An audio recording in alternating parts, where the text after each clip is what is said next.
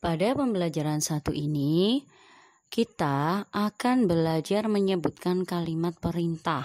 Nah, di subtema 1, yaitu kita belajar tentang makna ungkapan. Di subtema 2, kita belajar tentang kalimat ajakan. Dan di subtema 3, kita belajar tentang kalimat perintah. Ada yang tahu di sini apa itu kalimat perintah? Nah, kalimat perintah adalah kalimat yang digunakan untuk memerintah orang lain melakukan sesuatu untuk kita. Biasanya, ciri-ciri kalimat perintah yaitu menggunakan akhiran lah atau kan. Kalimat perintah harus diakhiri dengan tanda seru ya, seperti kalimat ajakan. Setelah itu, mengucapkan kalimat perintah harus dengan sopan. Sama juga dengan kalimat ajakan kemarin ya.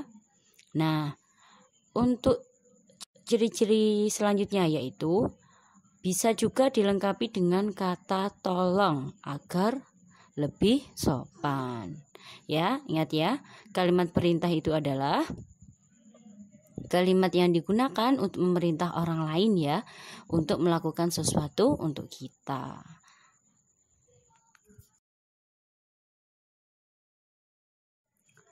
Di sini Bunda punya contoh, ada beberapa kalimat perintah.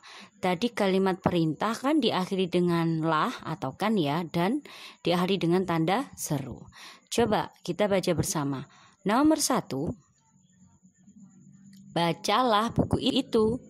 Nah, nomor 2, tolong ambilkan boneka itu. Nah, diakhiri dengan tanda seru dan ada kata tolong. Kalimatnya ketiga yaitu matikan lampu itu. Nah, ada himbuan ada di akhiran kan ya, ada akhiran katakan. Yang nomor 1 tadi ada akhiran lah ya. Dan yang keempat yaitu tolong tutup pintu itu Rini. Nah, ada kata tolong, jangan lupa di belakangnya ada tanda seru. Dan yang kelima yaitu bukalah bekalmu itu Doni. Nah, di kata bukalah ada akhiran lah dan diakhiri dengan tanda seru. Ayo coba kalian di rumah membuat kalimat perintah ya. Yang punya adik bisa meminta tolong. Tolong ambilkan sapu itu di. Bu, ambilkan gelas itu. Nah, seperti itu.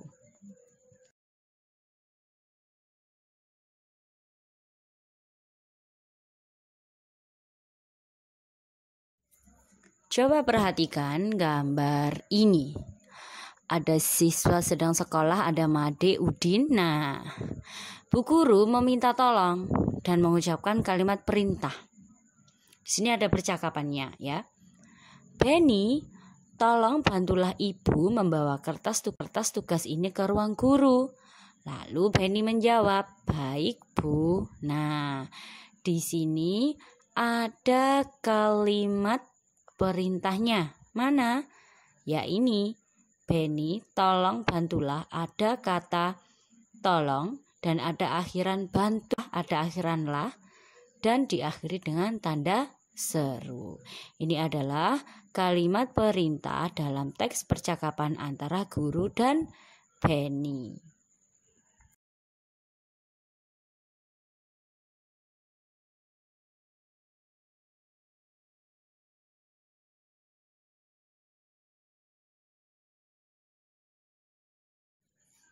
Nah, sekarang coba kita berlatih. Sekarang coba buatlah kalimat perintah dengan kata berikut.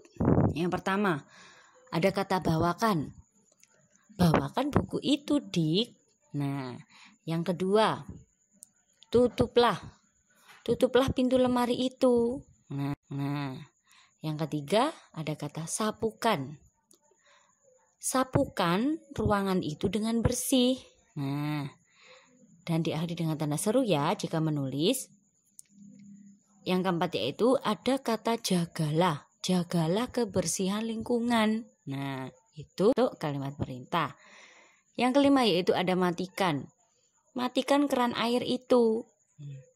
Yang keenam ada kata makanlah. Makanlah roti itu dengan saus tomat. Nah, seperti itu. Contoh lagi ada kata kerjakan. Kerjakanlah soal-soal berikut dengan benar. Selanjutnya yaitu ada kata bukakan. Bukakan pintu itu. Diakhiri dengan tanda seru. Dan yang terakhir ada kata buangkan. Buangkan sampah itu ke tempat sampah. Nah, ada kata bawakan, tutuplah, sapukan, jagalah, matikan, makanlah, kerjakan, bukakan, dan buangkan. Coba kalian perhatikan. Semua kata-kata itu diakhiri dengan kata lah dan kan. Dari kata bawakan. Kata dasarnya bawa dan diakhiri dengan kan.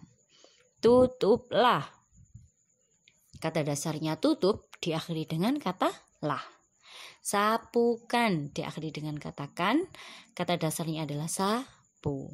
Jagalah. Kata dasarnya jaga diakhiri dengan kata lah. Matikan. Dasarnya mati diakhiri dengan kan. Ya. Makanlah.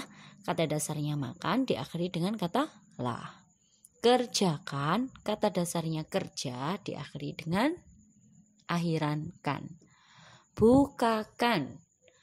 Kata dasarnya buka diakhiri dengan kata kan. Buangkan. Kata dasarnya buang diakhiri dengan kata kan. Semua kata-kata itu adalah termasuk contoh untuk membuat kalimat perintah. Jangan lupa kalimat perintah itu diakhiri dengan kata lah dan kan. Dan diakhiri dengan tanda seru. Ayo coba sekarang kalian buat kalimat perintahnya. Untuk bisa lebih memahami materi dari Bunda ya.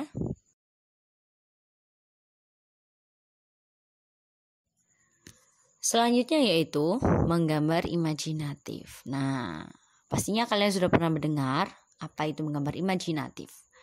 Gambar dibuat dengan coretan ala tulis pada media gambar. Nah, media gambar itu bisa berupa kertas, daun, kain, atau papan. Nah, gambar dapat diwarnai dengan pensil warna, krayon, atau spidol warna.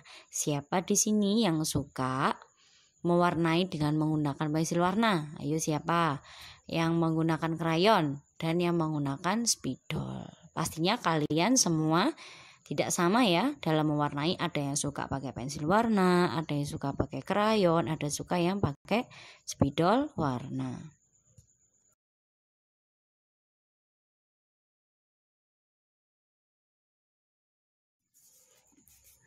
Dilakukan mengamati objek secara langsung atau membayangkannya.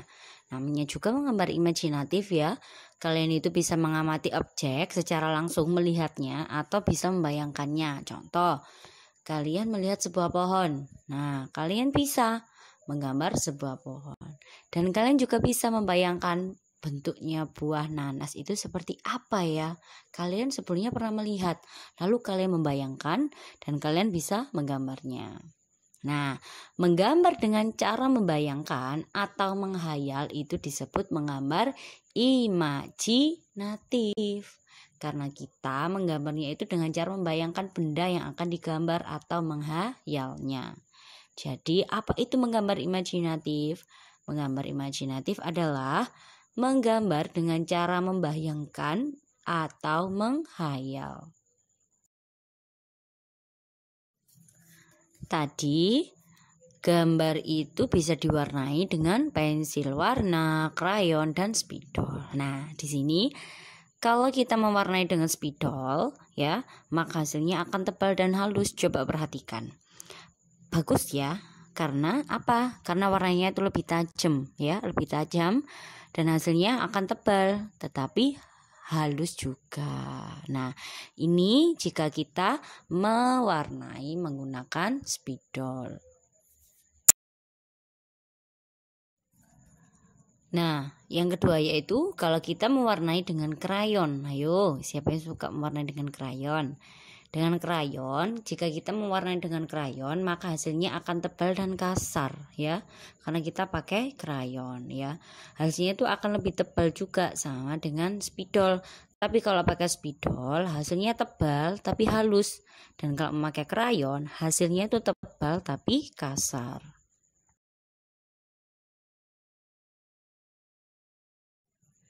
Yang ketiga tadi, kalau kita mewarnai dengan pensil warna. Nah, ada yang suka pakai pensil warna? Kalau kita mewarnai dengan pensil warna, maka hasilnya akan tipis dan halus ya. Tadi dengan memakai spidol itu hasilnya akan tebal dan halus. Jika kita memakai krayon, hasilnya tebal dan kasar. Jika kita memakai pensil warna, hasilnya akan tipis tapi halus ya, tipis dan halus. Karena warnanya kurang tajam ya, masih tajaman memakai spidol. Karena pakai pensil warna itu hasilnya akan terlihat tipis tapi halus. Coba bisa kalian pilih, kalian lebih suka mewarnai dengan memakai apa? Memakai spidol, memakai krayon, ataukah memakai pensil warna. Itulah hasilnya jika kita mewarnai gambar imajinatif dengan tiga warna tadi, dengan tiga cara, yaitu dengan spidol, dengan krayon, dan dengan pensil warna. Selanjutnya itu kita menghitung penjumlahan bilangan ratusan. Nah, ayo sekarang kita belajar penjumlahan bilangan bernilai ratusan ya. Di subtema 1 kita belajar menempati bilangan ratusan, puluhan, satuan. Nah, kalian sudah tahu. Dan di subtema 2 kita juga sudah belajar simbol-simbol, belajar kurang dari atau lebih besar dari atau sama dengan. Dan kita juga belajar mengurutkan banyak benda dan mengurutkan bilangan dari yang terkecil dan yang terbesar. Nah, sekarang saatnya kita belajar penjumlahan bilangan yang bernilai ratusan, karena kalian pasti sudah tahu mana itu ratusan, mana itu puluhan, dan mana itu satuan. Coba perhatikan contoh berikut ya. Made mempunyai 136 butir kelereng. Jonas mempunyai 127 butir kelereng. Berapa jumlah kelereng keduanya? Nah, bagaimana caranya? Nah, dalam menghitung penjumlahan bilangan ratusan ada 3 cara, yaitu menggunakan gambar, menggunakan cara bersusun panjang, dan menggunakan cara bersusun pendek. Biasanya kalau gambar itu kita menggunakan gambar kubus ya, untuk lebih mudahnya. Nah, di sini Bunda akan menjelaskan 2 menggunakan cara bersusun panjang dan cara bersusun pendek. Kenapa kok tidak memakai gambar? Itu akan lebih lama karena kalian harus menggambar kubus terlebih dahulu. Jadi, simak penjelasan Bunda baik-baik bagaimana cara menghitung penjumlahan bilangan ratusan dengan menggunakan cara bersusun panjang dan cara bersusun pendek.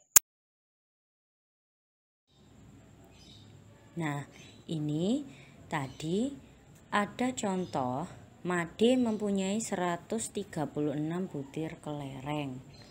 Made mempunyai 136 butir kelereng. Lalu Jonas mempunyai 127 butir kelereng. Berapa jumlah keduanya? Berapa jumlah kelereng Made dan Jonas? Nah, cara yang pertama yaitu menggunakan cara bersusun panjang. Ya, kita tulis dulu 136 ditambahkan 127. Ingat ya, jika kalian menulis harus lurus. Ratusan dengan ratusan, puluhan dengan puluhan, dan satuan dengan satuan. Gunanya untuk memudahkan kalian menghitungnya. Kalau kita menggunakan cara panjang, kita jabarkan dulu. 136 yaitu yang menempati ratusan mana? angka 1 nilainya 100. Ditambah yang menempati angka puluhan 3, 30. Dan yang menempati angka satuan yaitu 6. Dan pilihan kedua punyanya Jonas yang menempati ratusan angka 1 dan yang menempati puluhan angka 2, 20 dan menempati angka satuan 7. Nah, lalu kita jumlahkan. Ya, 6 ditambah 7 berapa? Ya, betul, 13. 30 ditambah 20, 0 ditambah 0, 0. 3 ditambah 2, 5. Nah, 100 tambah 100 pastinya kalian pasti bisa 200. Nah, setelah itu 200 kita tulis kembali dan 50. Sekarang Bunda tanya, angka 13 itu ada angka puluhan dan satuan. Nah, yang menempati angka puluhan yang mana? 1. Berarti nilainya 10. Menempati angka satuan 3. Nah, jadi 200 kita tulis kembali, kita jumlahkan yang puluhan. 50 ditambah 10 yaitu 60, ditambahkan 3. Lalu kita jumlahkan kembali 200 ditambah 60 ditambah 3, 63. Jadi 200 tambah 63 yaitu 263. Ini menggunakan cara bersusun panjang ya. Nah, sekarang kita akan belajar menggunakan cara bersusun pendek. Nah, ada bilangan tadi tetap ya, Made dan Jonas 136 dan 127. Nah, kita jumlahkan saja. Kita jumlahkan secara langsung. Kita jumlahkan angka satuannya dulu. Ingat, kalau menggunakan cara bersusun pendek, kita jumlahkan angka satuan dahulu ya, dari belakang dahulu. 6 ditambah 7 berapa? 13. Ya. 3. Kita tulis angka 3, angka terakhir, angka satuannya. Angka puluhannya kita simpan 1. Nah, setelah itu kita jumlahkan 1 ditambah 3 4, 4 ditambah 2 4 ditambah 2 6. Nah, 1 ditambah 1 2. Nah, hasilnya adalah 263. 3 ini dari mana? Yaitu dijumlahkan satuannya dulu. Ya, jumlahkan satuannya. 6 tambah 7 sama dengan 13, yaitu kita simpan tadi berapa? Simpan 1 ya. Kita simpan di sini angka satunya. Nah, setelah itu yang angka 6, yang ke-6 ini apa? Puluhan. Kita jumlahkan puluhannya. Berapa? 1 ya, kita simpan tadi 1 ditambah 3 ditambah 2 yaitu 6. Lalu kita jumlahkan ratusannya. Nah, kita jumlahkan 1 ditambah 1 sama dengan 2. Jadi jumlah kelereng keduanya siapa? Made dan Jonas adalah 263 butir. Nah, coba mana yang lebih mudah, menggunakan cara yang panjang ataukah cara yang pendek? Nah, ini jika kita menjumlahkan bilangan ya, menghitung penjumlahan bilangan ratusan dengan cara bersusun panjang dan dengan cara bersusun pendek. Nah, sekarang kita lanjut di pembelajaran selanjutnya.